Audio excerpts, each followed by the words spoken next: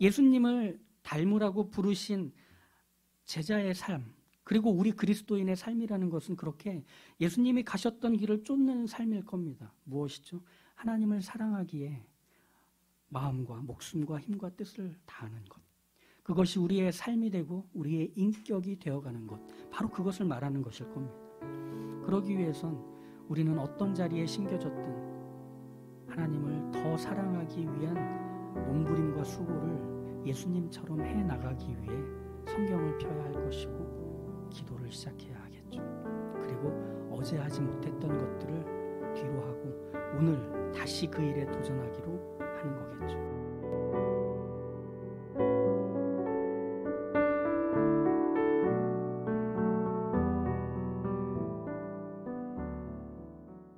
예수님이 오신 그 시대, 우리가 보고 있는 복음서에서의 그 시대에 유대인들은 사실은 최악의 상황을 가장 신앙적으로 극복하기 위해서 특별하게 또 뜨겁게 불타 올랐었던 그 사람들입니다. 유대인들은 기억해 보시면 회당에서 모여 성경을 배우고 가르치는데 어른과 아이들이 뒤섞여 있었습니다. 누구도 그 일에 소홀함이 없었죠. 그리고 예루살렘 성전을 떠올려 보시면 유대인들뿐 아니라 외국에서 자기 돈을 들여서 예루살렘까지 들어온 디아스포라 유대인들로 인해 명절이 되면, 절기가 되면 늘 붐볐습니다. 그리고 그들이 가지고 온 돈을 바꾸어주는 환전소, 재물을 판매하는 상인들로 그들이 제사할 수 있도록 도와주는 그런 분위기도 예루살렘을 들썩들썩하게 만들었죠. 유대인들이 모여있는 곳 생각해보면 그들은 성경과 율법, 그것을 어떻게 자신들의 현실에서 바르게 녹여 준수하고 순종할 것인지를 토론하기에 힘쓰던 사람들이었습니다. 사람이 모인 곳에서는 배경음악처럼 큰 소리로 자연스럽게 기도하는 사람도 있고 그 기도에 반응하고 응답해주는 소리도 있던, 그게 너무나 자연스러운 분위기였습니다. 이처럼 로마의 지배라는 최악의 상황에서 유대인들은 가장 최상의 신앙 상태를 갖고 그 상황들을 이기고 극복하려고 힘썼던, 그때 예수님이 이 땅에 오셨던 거죠. 자, 이렇게 들어보시면 어떠세요? 우리가 생각하던 예수님 시대하고는 좀 다른 느낌 안 드세요? 그때는 뭔가 예수님을 죽이지 않고는 못 견딜 못된 사람들만 있는 것 같죠. 다들 막 분노 조절 장애, 막 이런 사람들만, 그 유대인들 같은 그런 느낌? 그래서 예수님 말하면 막 자꾸 꼬투리 잡고 막 비난하고 막 이러는 거. 근데 한번 떠올려 보십시오. 세례 요한이 등장했을 때 그 세례 요한의 외침을 듣고 그리고 세례 요한이 베푸는 세례를 받으려고 많은 유대인들이 동서남북에서 몰려들었습니다. 그런 분위기. 성전에서 가족의 오늘의 양식을 살 수 있는 그 돈을 하나님 앞에 기꺼이 바치던 그 과부의 두렙돈 기억하시죠? 어린 시절부터 성경과 율법을 잘 지켜왔지만 그럼에도 더 해야 될 게 무엇인지를 묻기 위해서 예수님 앞에 찾아왔던 그 부자 청년.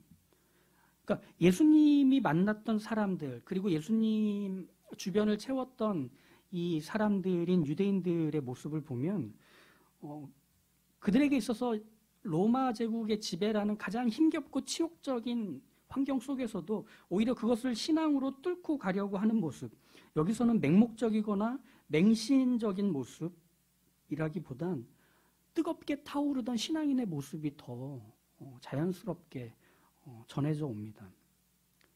여기서 뜨겁다고 표현하고 있는 것은 이렇게 말할 수 있을 것 같습니다. 그 시대는 유대교의 황금기였던 거죠.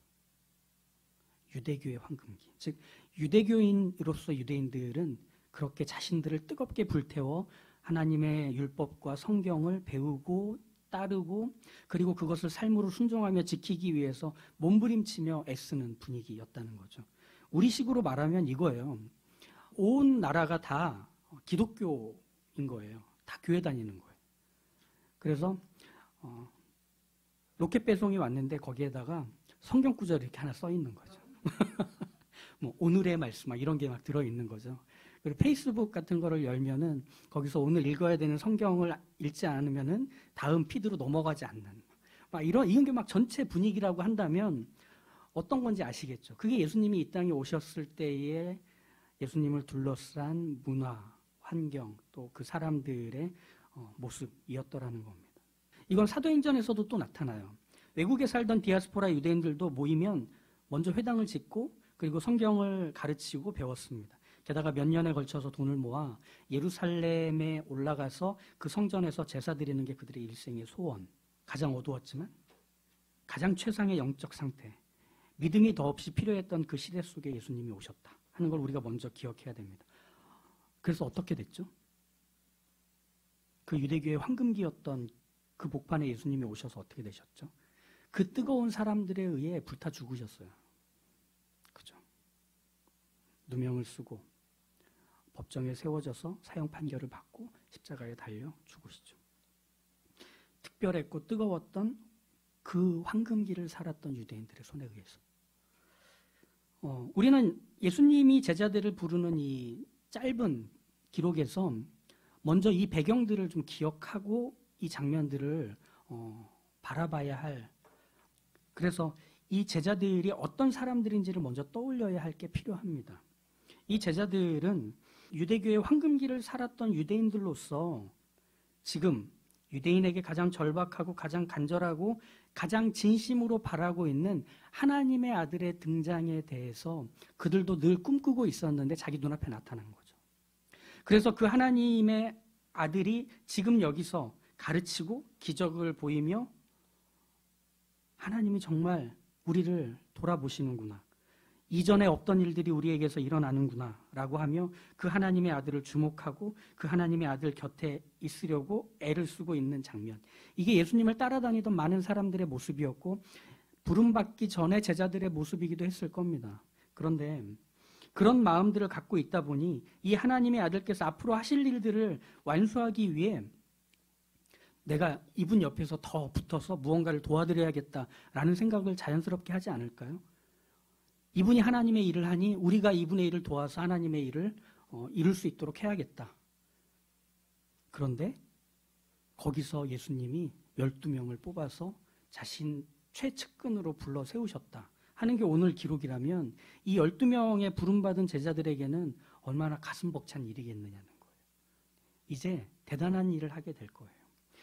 대단한 일은 사실 예수님이 하실 테지만 그 대단한 일을 곁에서 도와주고 예수님을 지켜주고 예수님이 그 일을 잘 수행할 수 있도록 모든 걸 다 바쳐서 할 준비가 되어 있는 사람 12명.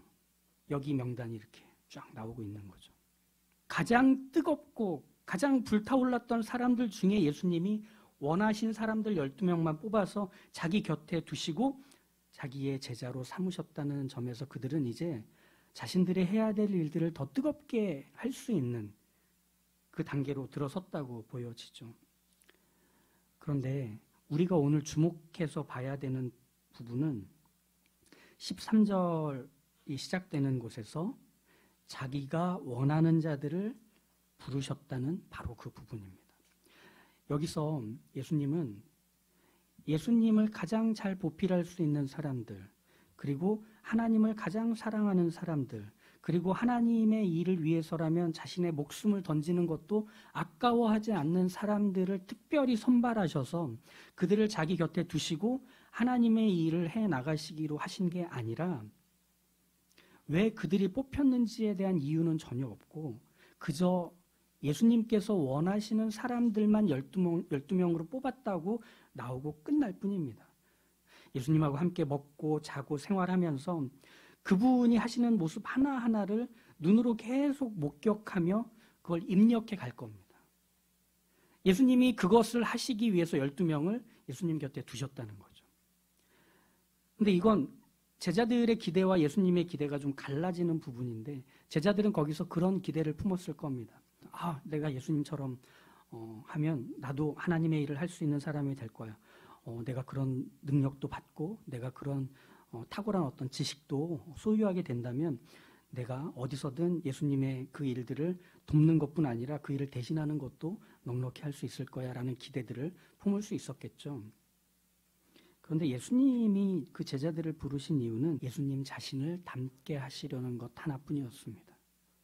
그러니 예수님이 어떤 분이신지를 베드로란 한 사람, 그리고 요한이라는 한 사람, 야고보라는 한 사람 안에 하나의 기능으로 탑재시키기 위해서 예수님이 제자로 부르신 것이 아니라, 그리고 그들이 꿈꾸고 기대하고 있는 하나님의 나라, 그리고 하나님의 영광이 드러나 로마 제국에서 벗어난 독립적인 하나의 국가로 서가는 것, 그리고 제사장 나라가 되는 것, 그리고 하나님께서 그 다윗의 시대에 있었던 영광을 다시금 우리 시대에도 펼쳐내시는 일에 주춧돌이 되는 것에 대한 예수님의 능력을 보태서 감당할 수 있게 되는 제자의 모습, 그것이 아니라 예수님이 그들을 제자로 부르신 이유는 단 한 가지, 예수님을 닮아가라는 것, 닮게 해주기 위해서 부르셨다는 사실뿐입니다.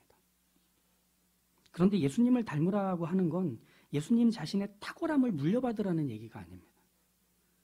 예수님을 닮으라고 하는 건 예수님처럼 하나님을 사랑하는 것을 닮으라는 뜻일 뿐입니다.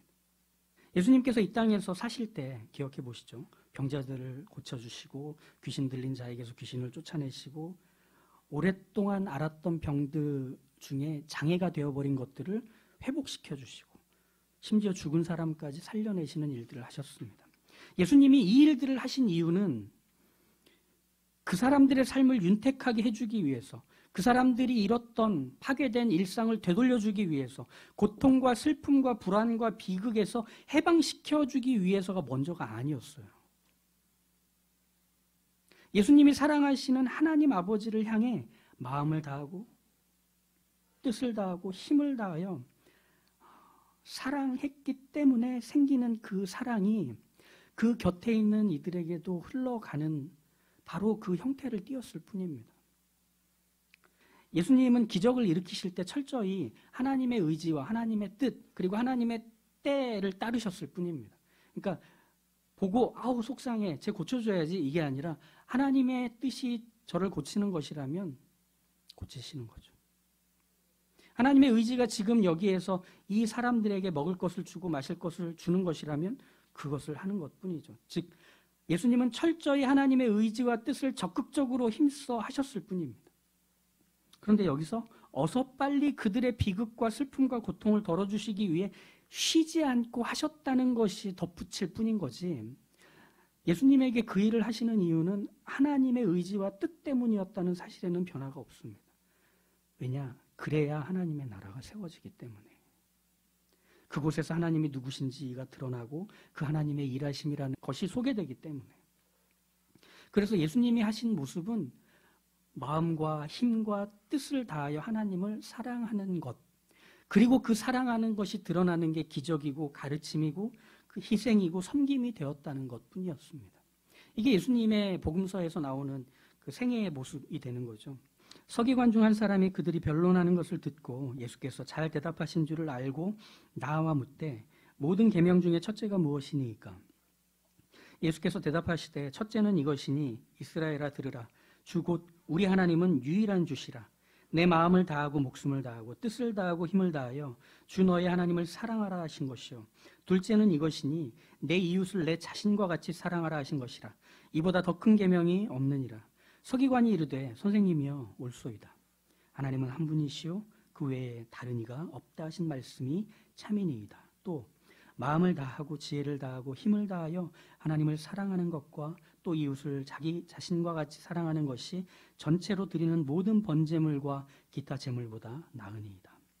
예수께서 그가 지혜 있게 대답하심을 보시고 이르시되 내가 하나님의 나라에서 멀지 않도다 하시니 그 후에 감히 묻는 자가 없도다. 우리에게서 회복되어야 하는 것, 우리에게서 되찾아야 하는 것은 하나님의 나라를 세우는 열정이 아닙니다. 그 하나님을 위해서 나의 목숨을 던지고 그 하나님을 위해서 나의 시간을 던지고 그리고 내가 갖고 있는 모든 것들을 하나님을 위해서 바치는 그것이 아닙니다. 그것은 자연스럽게 뒤따라오는 일들일 뿐입니다. 그럼 무엇을 해야만 따라오는 것인가? 하나님을 사랑하는 것을 통해서라야만 그것들은 비로소 제자리를 찾게 되는 것입니다. 마음을 다하고 목숨을 다하고 뜻을 다하고 힘을 다하여 주 너의 하나님을 사랑하라. 존 스토트라고 하는 목사님이었고 신학자였고 교회를 사랑했던, 이제 돌아가셨는데 그분이 제자에 대한 이야기를 이렇게 얘기합니다. 제자됨이라고 하는 것은 자기가 평생 연구하고 교회를 섬겨보니 한 8가지 정도로 정리할 수 있겠다고 말하며 이렇게 얘기하죠. 기독교 제자도의 특징은 이렇습니다. 바로 불순응, 닮아감, 성숙, 창조 세계를 돌봄, 단순한 삶, 균형, 그리고 죽음입니다. 불순응이라고 하는 것은 세상의 기준과 가치에 분별 없이 함몰되지 않는 것, 거기서 하나님의 진리와 하나님의 뜻을 발견하고 찾아내기 위해서 두 다리를 믿음으로 내리고 두 눈을 응시하며 바라보는 것, 이것이 불순응입니다. 야, 다 그러는데 뭐 그것을 거부하기로 하는 부지런함이겠죠. 닮아간다는 것은 예수님이 하신 것들을 내 것이 되는 그 일에 멈춤이 없이 수고하는 것을 말할 겁니다. 성숙이라는 것은 성장하고는 다릅니다. 숫자가 커지는 것, 그리고 막연하게 무언가가 불어가는 것이 성장이라면 성숙이라는 것은 창조의 능력, 구원의 영광이 무엇인지가 우리라는 존재로 점차 구체화되어 가는 것을 성숙이라고 말할 수 있을 겁니다. 창조 세계를 돌본다는 것은 하나님께서 이 세계를 창조하셨다는 사실, 그분이 주인이시라는 사실 앞에서 우리가 이 창조 세계를 지키고 돌보며 그 아름다움을 드러내게 하기 위해서 해야 되는 일은 무엇인가라고 하는 것에 대한 고민과 실천들을 말하는 것이겠죠. 단순한 삶. 어쩌면 우리가 분주하고 복잡한 이유는 우리가 여전히 놓지 못하고 있는 나의 경험과 나의 기준과 나의 수고 때문에 내가 정말 가치를 두어야 하는 것들의 가치를 잃어서 다른 것들을 애쓰다 보니 복잡해지고 분주해지고 정신 사나워진, 바로 그 것들을 정돈하는 것입니다. 하나의 우선순위 앞에서 순위를 매기기로 하는 것이 단순함이겠죠. 균형이라는 것은 이 단순함과 함께 맞물려 하나님의 것과 하나님의 것이 아닌 것뿐 아니라 하나님께 속한 것, 그리고 하나님과 상관없는 것, 그 자리에서 하나님과 상관없는 것을 하나님께로 세례를 주어 드려내기 위해 우리가 해야 되는 신앙적이며 인격적인 균형이 무엇이어야 할까, 경험적이며 지식적인 균형이 무엇이어야 할까를 고민하는 지혜겠죠. 마지막으로 죽음이라고 하는 것은 죽음을 지나온 사람들만이 바라볼 수 있는 시선으로 죽음의 지배를 받는 것이 아니라 생명의 지배를 받은 자로 죽음과 죽음이 만들어내는 현상들을 두려워하거나 피하지 않고 그것들 속에서 생명을 만들어내기로 하는 바로 그 헌신, 섬김. 이것이 제자도의 8가지 내용들이라고 합니다. 그렇다면 불순응, 닮음, 성숙, 창조세계를 돌보는 것, 단순함, 균형, 죽음, 이 모든 것들은 우리 스스로가 할 수 있는 것이라거나 우리가 애를 써서 도달하는 어떤 지경이라고 말할 수 없는 것들입니다. 이것들은 하나같이 하나님을 마음과 목숨과 힘과 뜻을 다하여 사랑할 때 자연스럽게 생겨나는 일종의 생태계라고 말할 수 있을 겁니다. 하나님을 사랑하기에 우리는 세상과 타협할 수 없습니다. 하나님을 사랑하기에 하나님을 거부하는 기준과 가치가 우선순위가 되어버린 곳에서 우린 거기에 함께 휩쓸릴 수 없습니다. 하나님이 주인 되신 자리에서 주인이 기뻐하시지 않는 일에 우리의 삶의 모든 것들을 갖다 바칠 이유도 없습니다. 그리고 그곳에서 두려워 떨어야 하는 것은 더더욱 없을 겁니다. 그러니 예수님을 닮으라고 부르신 제자의 삶, 그리고 우리 그리스도인의 삶이라는 것은 그렇게 예수님이 가셨던 길을 쫓는 삶일 겁니다. 무엇이죠? 하나님을 사랑하기에 마음과 목숨과 힘과 뜻을 다하는 것. 그것이 우리의 삶이 되고 우리의 인격이 되어가는 것. 바로 그것을 말하는 것일 겁니다. 그러기 위해선 우리는 어떤 자리에 심겨졌든 하나님을 더 사랑하기 위한 몸부림과 수고를 예수님처럼 해나가기 위해 성경을 펴야 할 것이고 기도를 시작해야 하겠죠. 그리고 어제 하지 못했던 것들을 뒤로 하고 오늘 다시 그 일에 도전하기로 하는 거겠죠. 우리가 복음서를 읽는 이유, 그리고 모든 믿음의 사람들, 또 하나님의 교회가 멈춤 없이 성경을 읽고 기도하고 예배를 드려왔던 이유는 그분을 사랑하기 때문이었습니다. 그리고 그분을 사랑하는 단 하나의 발자취를 성경은 우리에게 예수님이라고 말하기에 우리는 그 예수님을 닮아 갈 것입니다. 그러니 그 일에 힘들어도 멈출 수 없다는 것을 아셨으면 좋겠습니다. 우리는 그분의 원함을 따라 부름을 받아서 그분 곁에 왔습니다. 이제 그분이 하라 하시는 것을 해야 할 겁니다. 그분을 닮아가는 것, 그분을 따르는 것 말이죠. 그러니 예수님을 닮아가는 이 일에 우리의 삶이 부름받은 것임을 기억하시고 더욱더 그 얼굴 향하기를 힘쓰시기를. 닮아가면 그분의 얼굴이 나오기 시작합니다. 그분의 말을 하게 되고 그분의 표정과 그리고 그분의 태도를 내 것으로 삼아 살아가게 될 것입니다. 그게 생명입니다. 그게 창조이며 그게 구원입니다. 우리 그렇게 생명과 창조와 구원을 우리에게 맡겨 이루게 하시는 제자의 삶을 포기함 없이 달려가시는 주님의 사람들 다 되시길 축복합니다.